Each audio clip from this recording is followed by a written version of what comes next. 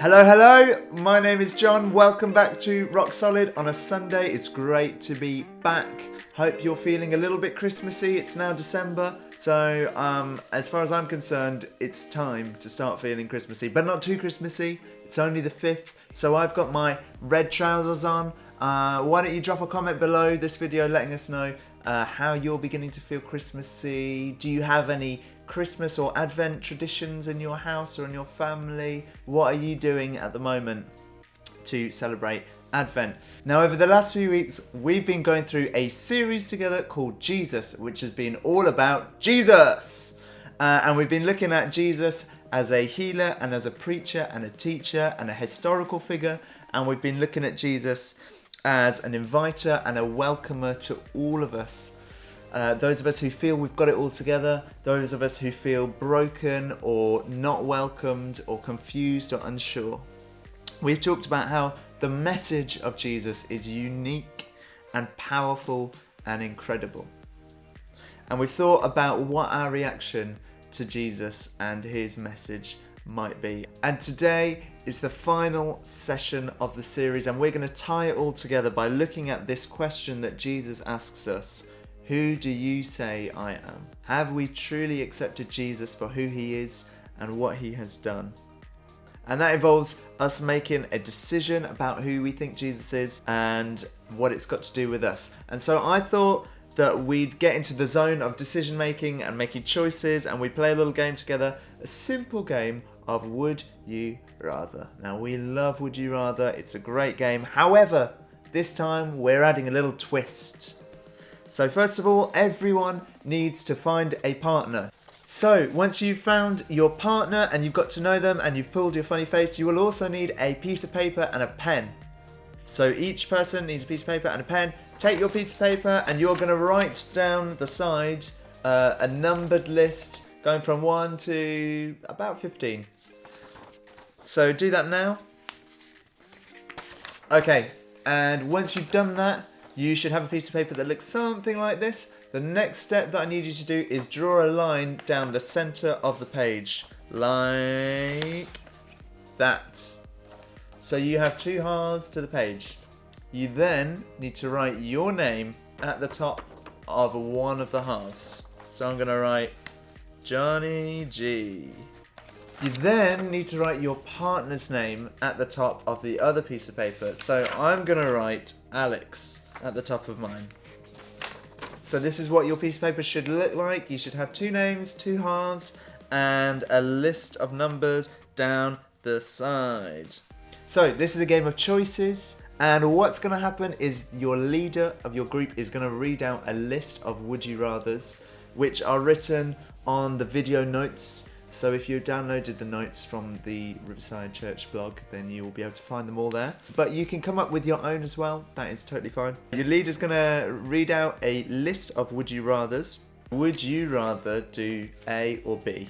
And for each one, you need to decide 2 things. First of all, you need to write your own answer to the would you rather. Your response under your name. And then the second thing to do is you need to try and guess what your partner's response is going to be. Is it going to be A or B? So for example, if I was paired with my friend Alex and the question was, would you rather have slugs for fingers or worms for toes? I would have a think and I'd go, okay, A was slugs for fingers and B was worms for toes. I'd rather go with B. I'd rather have worms for toes. But what do I think Alex is going to say? Oh, well, I think Alex is a bit of a slug man, so I'm going to say he's going to be an A. So I would then write this on my piece of paper. I would go John, B, Alex, A. And you're going to do that all the way through. And you're not going to reveal until the end of the game what each of you has said about each other. Meanwhile, your partner is doing exactly the same thing for you. So why don't you have a go at doing that now in your groups?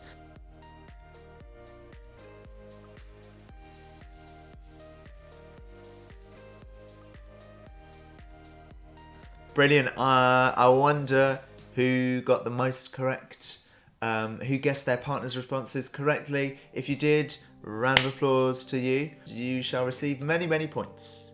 Now, I wonder if you think that you are good at making decisions or not. I know I'm not really. I can be really indecisive And actually, I find Would You Rather really hard because I just wouldn't rather either, to be honest. But we're about to read that Jesus has a big question for us to grapple with, and how we respond to it, the decision that we make responding to it, has massive implications for how we live the rest of our lives. So let's read from the Bible together. We're going to read from the book of Luke, which is in the New Testament. It's the same book that we've been reading through the whole series, and we're going to read in chapter 9, verses 18 to 25. One time when Jesus was praying alone, his followers was with him, and he asked them, "Who do people say I am?" They answered, "Some say you are John the Baptist. Others say you are Elijah. And others say you are one of the prophets from long ago who has come back to life." Then Jesus asked, "But who do you say I am?" Peter answered, "You are Christ from God." Jesus warned them not to tell anyone, saying, "The Son of Man must suffer many things. He will be rejected by the Jewish elders, the leading priests, and the teachers of the law. He will be killed, and after 3 days will be raised from the dead." Jesus said to all of them, "If people want to follow me, they must give up the things that they want. They must be willing to give up their lives daily to follow me. Those who want to save their lives will give up true life, but those who want to give up their lives will have true life. It is worthless to have the whole world if they themselves are destroyed or lost." So why don't you have a read of that for yourself now? It's Luke 9 verses 18 to 25, and try answering these questions which will appear on screen now.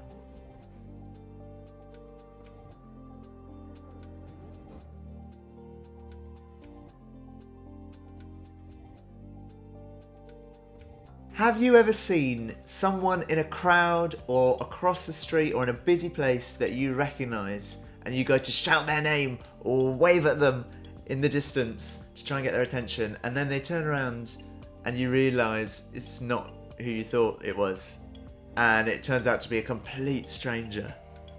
Gets a little bit awkward then, doesn't it? Because then you have to make a decision. You have to think, okay, do I follow through with this? Do I keep pretending that I know them and try and make them think they've forgotten me? Or do I pretend that I'm waving to someone behind them? Or do I just forget the whole thing and just walk off? I don't know about you, but I find that they're the sort of situations that I remember weeks later as I'm in my bed trying to get to sleep, and then I just get that sudden twinge of embarrassment where I'm reliving the whole thing, and I experience those emotions so vividly, and it's just so awful. When we meet someone for the first time, we're at the very beginning of a journey of getting to know them that will change and that will develop over time. The more time that you spend with this person, the fuller your picture of them becomes, and you see them from all sorts of different angles and perspectives. And the same is true with Jesus. We might have met him at church or at school or in a worship song, or learnt about him through a Bible story, but how well do we really know Jesus? How well do we understand him? Do you know him well enough not to mistake him for someone else in the street? We talked a few weeks ago about the question that Jesus asks in this passage, "Who do you say I am?" And we came up with some really good answers. So as a refresher, I just thought you might want to have a quick chat now and discuss some responses to it now.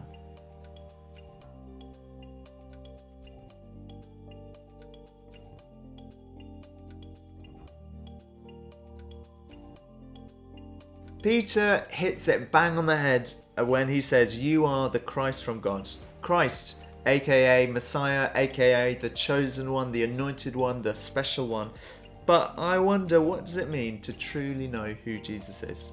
To properly understand who he is? Because his mates, the disciples, who we hear mentioned in the passage, they really had no clue what it meant for Jesus to be who he is.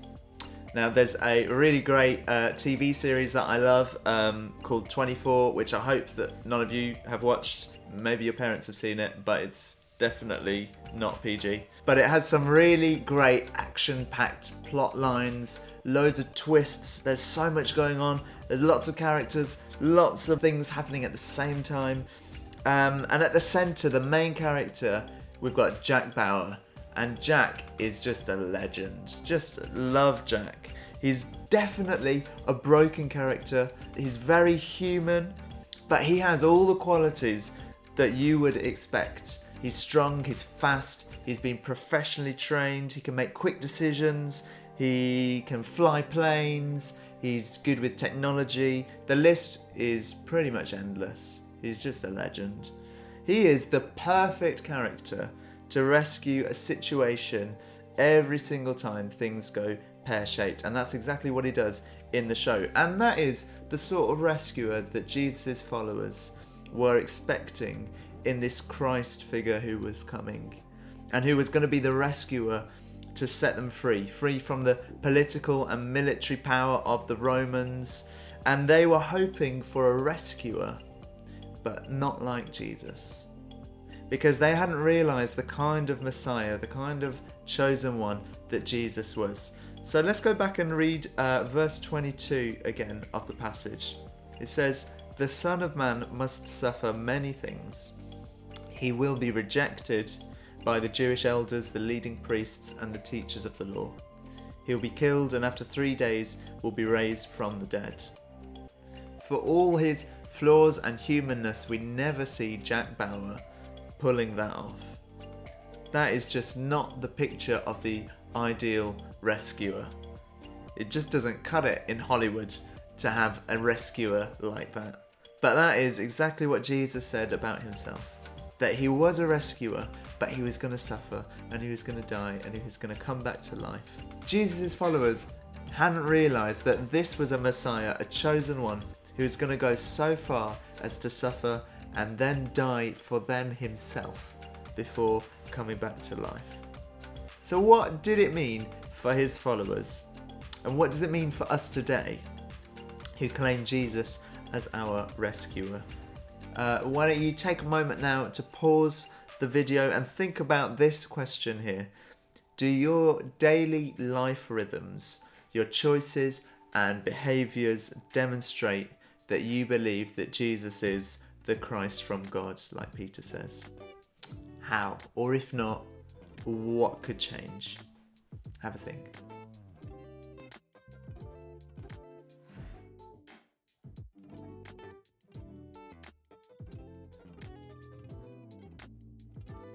Maybe your answer to that question is a little bit like mine, that you could be more conscious of Jesus being our Christ, our rescuer, and that the way that you live could show that more. And I'm challenged because I now know that if I believe that Jesus suffered and dies and rose back to life again because God wanted to come and rescue us, that I want to live a more grateful life. I want to live a life that gives back to God rather than looking at my selfish self. And that's where the final part of our passage comes in. Let's take another look at, this time, verse 23 and verse 24. Jesus said to all of them, "If people want to follow me, they must give up the things they want. They must be willing to give up their lives daily to follow me. Those who want to save their lives will give up true life, but those who give up their lives for me will have true life." I must give up the things that I want, be willing to give up my life daily to follow Jesus. Some other translations of the Bible phrase it as, "Whoever wants to be my disciple must deny themselves and take up their cross daily and follow me." Now, we talked about purpose and calling in Rock and Myth the other week. Doing what Jesus is saying is a big calling. What would it look like for me to deny myself, to give up the selfish things that I want? What could it look like for me to take up my cross, just like Jesus took up his own cross? How do I follow him? These are big questions. They're lifelong questions, but they're really good questions to ask ourselves and to chew over. If we really accept Jesus for who he is and what he's done, then that has massive implications for how we live our lives. Jesus blew up his disciples' expectations of him. They were hoping for a rescuer, but weren't expecting one like this. So I've got a couple more questions for you to have a think about now.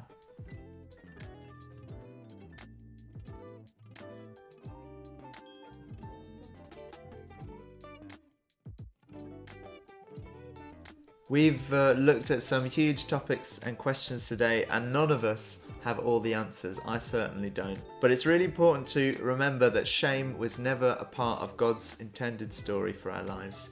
But it is good to be challenged, for us to reflect on how we can live in ways which demonstrate our love for God and God's love for us. So we're going to pray now. Remember that prayer is simply just a chat between us and God. It's a conversation of talking to God and listening to what he might want us to hear.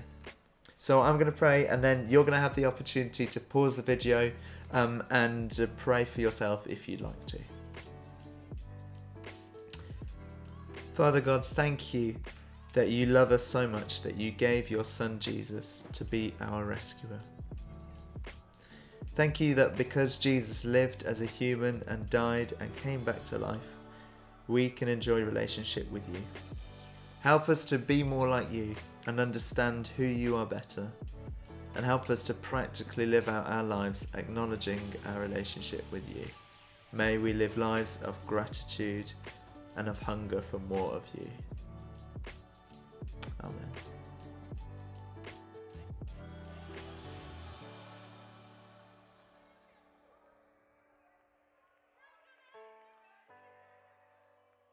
This was our final Rock Solid video of the year. Can you believe it? Next time we'll see you will be in 2022. That's a bit bonkers. I still feel like I'm back in 2020. So I hope that you have a really very happy Christmas and New Year, that you celebrate well, that you enjoy yourselves. Remember that we as your youth leaders are always here if you want to get in touch with us. And I challenge you to reflect on what attitude you're going to enter the new year with. What decision are you going to make about how you live your life in the next year? And it might be that that looks like having a word for the year. That's something that I did this year, and it's something that I'm going to do again next year. So I just encourage you to have a think about what is one word that you'd like to reflect on and chew over throughout 2022. So it might be something that you struggle with. It might be something that you want more of from God. It might be something to challenge yourself in. So, for example, my word this year has been rest. I've been trying to think about rest and what that means for me and remind myself of what good rest looks like. So that's my challenge for you. Come up with a word for the year. Make a decision on how you can live your life showing and demonstrating God's love for you in 2022. But we've now come to the end of the video, so have a lovely Christmas and I'll see you very, very soon.